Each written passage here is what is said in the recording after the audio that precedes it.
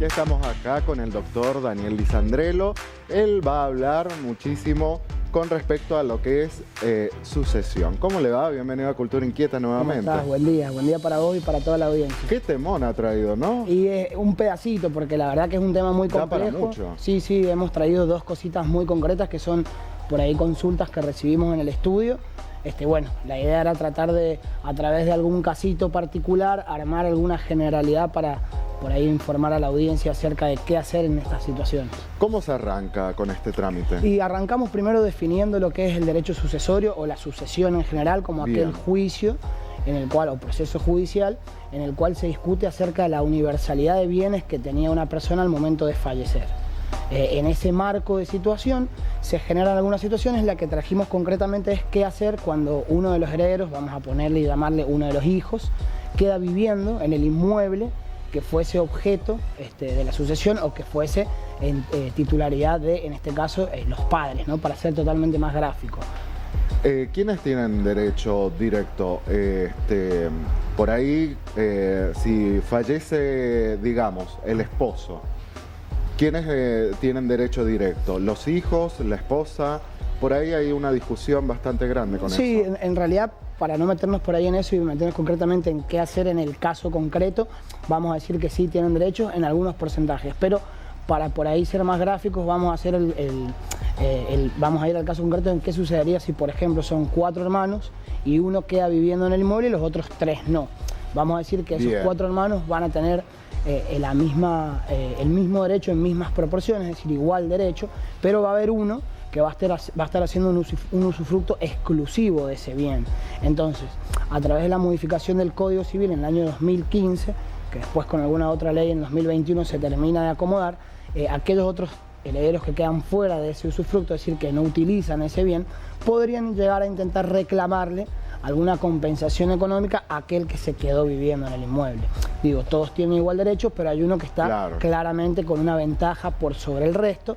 Entonces, bueno, el resto de los herederos pueden intimarlo a través de una carta de documento, justamente, o a que haga un abandono voluntario del inmueble, porque no se lo puede arrojar, porque justamente todos tienen la misma calidad de derecho, o a que pague un canon locativo o algún tipo de compensación por estar usando este inmueble. Siempre y cuando, y esto es muy importante, el sucesorio esté abierto y en curso. Digo, hasta no llegar y superar ciertas etapas del juicio sucesorio, nada se ha aprobado en ese sentido, es decir, no hay herederos con una sentencia declaratoria, no hay un juez que haya dicho estas personas son herederos de estas otras que fallecieron. En el caso de que fueran 4 hermanos, el ejemplo que habíamos puesto, ¿no? ¿Hace falta que uno solo haga el reclamo para que se inicie el juicio? Totalmente. El juez en líneas generales siempre, como consejo general, por ahí es complicado decírselo a los clientes, pero bueno, frente al fallecimiento de un papá, de una mamá, de un ser querido, lo ideal y lo oportuno sería que se abra el sucesorio lo más rápido posible, porque es el proceso donde se va a discutir y donde se va a decidir acerca del futuro de esos bienes, ¿no? Pero como línea general, cualquiera de los herederos puede abrirlo, incluso hasta un acreedor de los fallecidos podría abrir el proceso, y siempre el juez se va a estar a la liquidez, es decir, cuando hay un conflicto entre partes, así sea una de las partes la que prefiere y opta por la venta de ese inmueble, el juez va a proceder en ese sentido, es decir, va a proceder a la subasta y a la posterior venta de ese inmueble para después repartir en las proporciones que legalmente correspondan. Entonces, por eso siempre el consejo también es, por ahí es difícil, pero tratar de que todos vayan en una unidad de dirección hacia el mismo lugar. Digo, si todos han decidido la venta, poder hacer una venta privada y después inscribirla dentro del sucesorio es mucho mejor y más redituable para todos los herederos que hacerlo en una subasta pública. Siempre se pierde bastante de valor de reventa en ese caso, y el resultado es el mismo, que es vender ese inmueble y repartir en las proporciones que la ley manda. Los invito que si tienen en este momento alguna duda con respecto al tema, pueden enviarnos algún mensaje a nuestro WhatsApp, sí, al 264 45 42 19, y el doctor, sí, acá en vivo, les puede solucionar la duda. Perfecto. Con respecto a esto, ¿no? Se hace la división. Con la experiencia que usted ha tenido, ¿siempre hay un arreglo económico, digamos? o se ha tenido que llegar a la venta del inmueble? Y generalmente uno intenta que los clientes lleguen a ese arreglo, que puedan arreglar. Que haya un acuerdo Sí, antes. sí, porque si no es muy desgastante primero. Segundo, empiezan algunos otros procesos como el intento de los otros herederos de hacer una denuncia penal frente a quien se quedó en ese inmueble, que no prospera porque también tiene algún derecho, entonces no hay una causa penal propiamente dicha. El intento de un juicio de desalojo, que tampoco prospera porque justamente quien está ahí tiene el mismo derecho que quienes intentan desalojarlo. Entonces empieza a ser una situación desgastante, que bueno, por supuesto lo mejor es que todos estén de acuerdo en ese sentido y se decida. Si es la venta, bueno, llegar a un buen precio de reventa en el mercado para poder hacer después para poder repartir justamente de manera pareja y bueno, y que sea redituable para todos los herederos. Si no, como te digo, el juez siempre opta por la liquidez y si no se puede dividir, no se puede llegar a algún acuerdo, bueno, va a decidir la subasta y la posterior venta del bien. En el caso de que algunos de estos hermanos haya fallecido, ¿sí? ¿Los sobrinos tienen algún derecho sobre el inmueble? Por supuesto, tienen el mismo derecho de quien fuera su padre o su madre, su progenitor. Se sube, digamos, decimos nosotros, a través del derecho de representación, es decir, aquellos sobrinos, propiamente dicho, van a tener que abrir el sucesorio de su padre o madre muerto, llegar hasta lo que se llama una sentencia declaratoria de herederos, es decir, un juez que diga que estos sobrinos son herederos legítimos de este hombre fallecido, para recién después engancharse, entre comillas, en este sucesorio original, en representación de su padre y tener los mismos derechos. Lleva un poco más de tiempo, me imagino. Siempre lleva un poco más de tiempo, sí. Con respecto a esto, más allá de que haya acuerdo o no, el trámite lleva mucho tiempo. En líneas generales, dependiendo, como te digo, qué tipo, cada caso es particular y tiene sus particularidades, pero en un proceso sucesorio, esta primera etapa que culmina con la sentencia de declaratoria de herederos, donde, como te decía anteriormente, un juez determina que A, B y C son herederos de su padre prefallecido o su madre, generalmente lleva una demora de 4 a 6 meses porque hay que publicar edictos, hay que esperar un tiempo que esos edictos queden firmes, como se dice, es decir, que no aparezcan nuevos herederos, que el agente fiscal, que es un miembro externo al Poder Judicial, dé el visto bueno para que el juez saque esta sentencia y bueno, posteriormente el juez va a sacar una sentencia declaratoria de herederos donde va a declarar herederos a estas personas. Aproximadamente unos 4 o 6 meses de demora. Es todo un tema, ¿no es cierto? De la sucesión, el ponerse de acuerdo, hay muchos sentimientos de por medio también. La otra persona es hermano tuyo, quien ha fallecido, por ahí hay este dolor de la pérdida de un ser querido también de por medio. Entonces me parece que ahí ustedes, ¿no?, como profesionales tienen toda una manera de llegar y de tomar la situación. Totalmente, siempre digo que nosotros en nuestra carrera les faltan contenidos porque no nos enseñan nada de psicología y que debiéramos tener psicología desde el primer año, porque bueno, uno trabaja con problemas de la gente y en este caso de sus clientes, ¿no?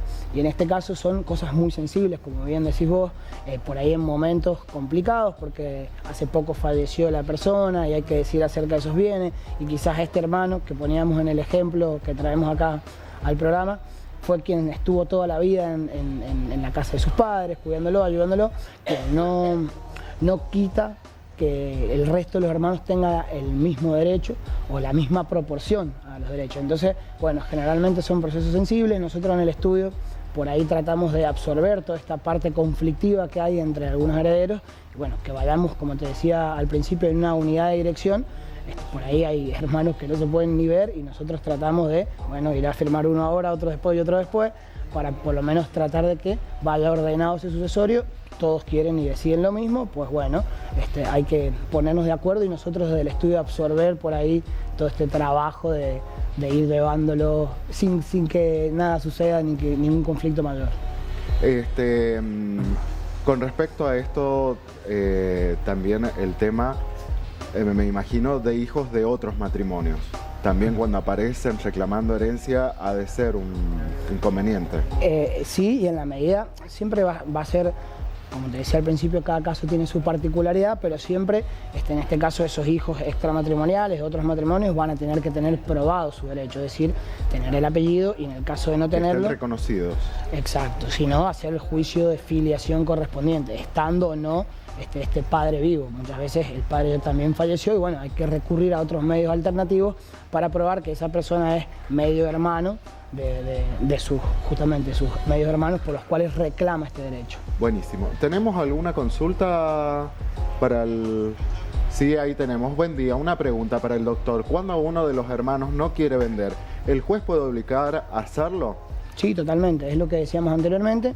El juez siempre se va a estar ante la liquidez porque es la mejor manera de poder dividir este bien. Es lo más fácil. Y es lo más fácil. Poner todo en números, cuantificarlo, venderlo, que eso se convierta en un monto de dinero y ahí sí, con los porcentajes determinados de cuánto le corresponde a cada uno, poder dividir ese dinero en las partes que corresponde. Siempre el juez, frente a un conflicto, judicialmente y eventualmente va a decir ante la subasta y venta de ese bien. Bien, tenemos otra consulta más para el doctor. Buen día, quisiera hacer una pregunta al doctor. Mi padre ya falleció, el lote es muy grande y como no tenemos que hacer, ya con mis otros hermanos no quieren parte. Y solo quedamos 3 hermanos que estamos habitando el lote. ¿Cómo hacemos los otros hermanos?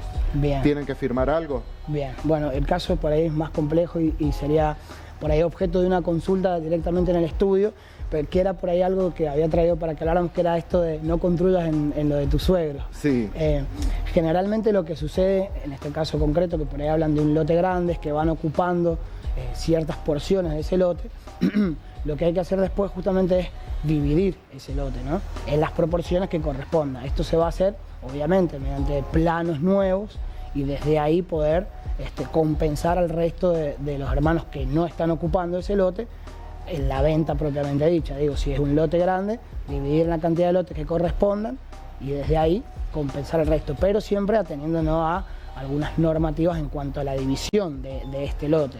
Por eso es que traía a colación esto de no construyas en lo de tus suegros, porque muchas veces el caso más común es construir en el fondo y por ahí después, para catastro o para algunas oficinas públicas, los metros cuadrados no dan para dividir esos lotes y ese inmueble nuevo o esa nueva construcción queda adherida al inmueble y no se puede separar. Entonces también se dan algunos conflictos de personas que a lo mejor muchos años de su vida las dedicaron a hacerse una casita en el fondo de la casa de los padres y después no pueden separarla o no pueden tenerla a nombre de ellos. Entonces, bueno, siempre es conveniente acreditar los gastos que se hacen en cuanto a la construcción y tratar de fijarse o de evaluar si esa construcción después va a poder ser separada de la construcción original, justamente para evitar este tipo de problemas. Bien, en el caso de que alguno de los hermanos no quisiera nada, tiene que firmar algo que... Tiene que renunciar, sí, tiene que renunciar expresamente y, como te digo, siempre en el marco de un juicio sucesorio abierto o en una escritura pública mediante un escribano público. Buenísimo, yo creo que ha quedado todo claro. No sé, ¿hay más consultas? ¿Tenemos más? Una más. Buenos días, para consultar. ¿Los convivientes tienen derecho hereditario? Soy Lorena. No, dependiendo del tipo de convivencia, pero en líneas generales... Dice, los hijos no reconocidos, ¿tienen derecho a reclamar la herencia? Sí, pero tienen que hacer previamente un juicio filiatorio, que es el que te explicaba anteriormente, donde se prueba que este hijo no reconocido es un hijo legítimo de la persona fallecida. ¿Eso cómo se hace? O se extrae una toma de ADN, en el caso de que estuviese vivo esa persona, o que se pudiese exhumar el cuerpo, que ya es un poco complicado, o se va a alguna rama en común, como podría ser un medio hermano, de donde también se puede extraer una muestra de ADN y hacer la comparativa y ahí determinar que ese hijo no reconocido finalmente es hijo legítimo o hijo sanguíneo de la persona fallecida. Excelente.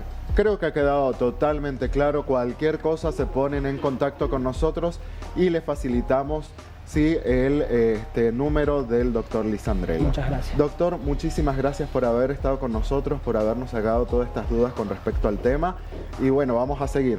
Siempre un gusto. Hay mucho para... Sí, vamos a preparar otra cosita de sucesorio seguro para irnos abriendo y sacar dudas al respecto, porque es mucho lo que se ignora o es mucho por ahí lo que está dando vueltas alrededor de creencias populares que después no son totalmente así. Muchísimas gracias por su tiempo. Ahora vamos a seguir con más cultura inquieta de esta manera.